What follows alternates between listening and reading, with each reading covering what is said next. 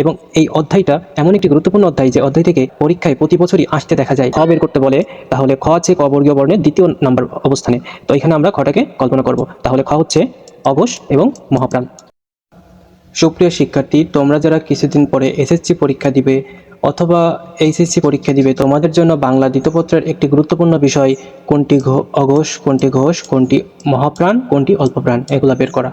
তো আজকের আলোচনার মাধ্যমে আমি তোমাদের খুব সহজেই কোনটি অঘোষ, কোনটি ঘোষ, কোনটি অল্পপ্রাণ, কোনটি মহাপ্রাণ খুব সুন্দরভাবে বুঝিয়ে দিব। তো আলোচনা শেষ করার পরে আশা করা যায় এই বিষয় থেকে পরীক্ষায় যদি কোনো প্রশ্ন আসে খুব সহজেই উত্তর দিতে পারবে।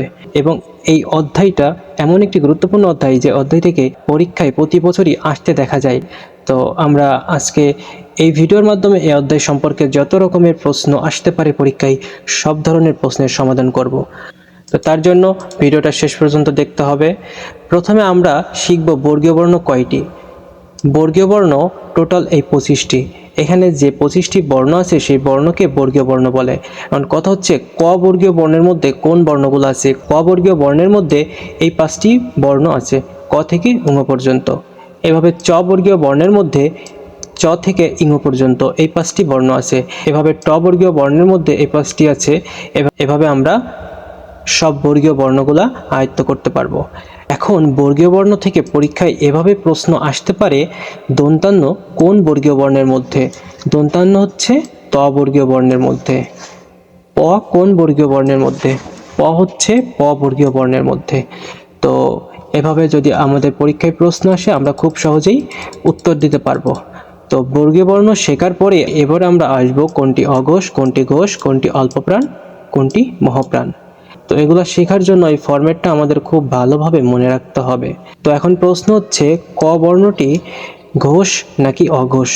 এটা বের করার জন্য ক হচ্ছে ক বর্গীয় বর্ণের প্রথম বর্ণ। তো প্রথম বর্ণ হওয়ায় আমরা একের এইখানে কটাকে কল্পনা করব। তো ক হচ্ছে অঘোষ।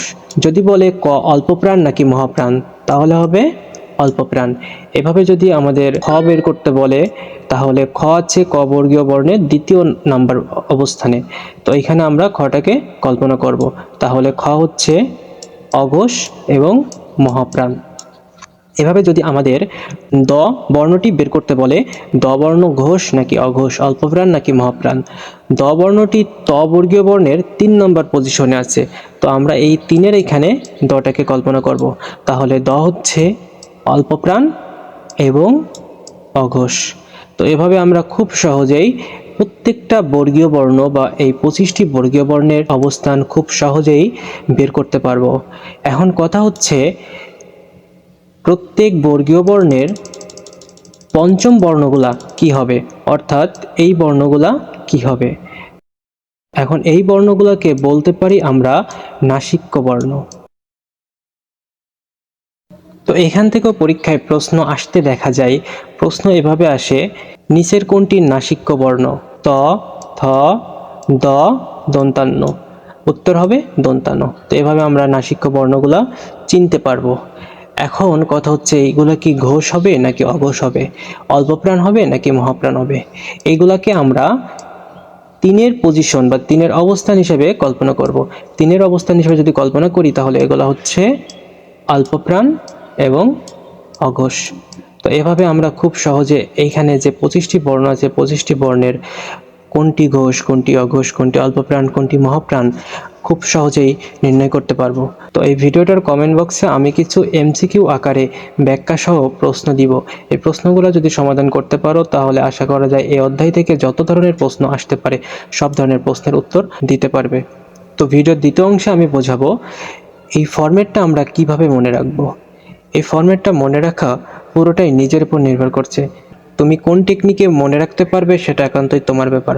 তবে আমি যেভাবে মনে রাখি বা আমি যেভাবে সবাইকে সাজেস্ট করি সেটা হচ্ছে অঘোষ শুরুর প্রথম অক্ষর অ এবং অল্পপ্রাণ শুরুর প্রথম অক্ষর অ এবং সার্থক প্রথম অঙ্ক হচ্ছে 1।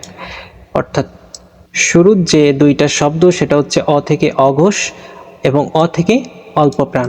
এখন এখানে যদি অঘোষ হয় তাহলে এখানে নিশ্চয়ই ঘোষ, এবং এখানে যদি অল্পপ্রাণ হয় তাহলে এখানে হবে মহাপ্রাণ। তো এভাবে আমরা শিখতে পারবো। আর পজিশনটা হবে 1, 2, 3, 4 এভাবে।